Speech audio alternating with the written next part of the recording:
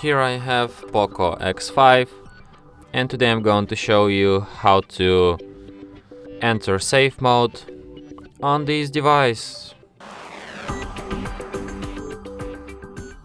So to do this, firstly what you have to do is to turn your device off by holding down power key, then tap power off, then once again, and after your device turns off completely you have to hold down combination of keys power key plus volume up at the same time for a couple of seconds like this. After the screen turns on and you can see Poco logo appeared, you can release power key and keep holding only volume up, just like this.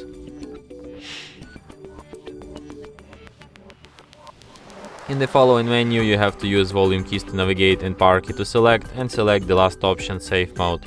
And after that device will be restarted in a safe mode.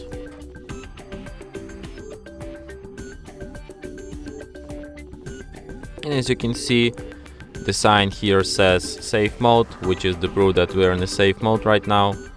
So if you want to quit this mode, just restart your device and it will be restarted as usual.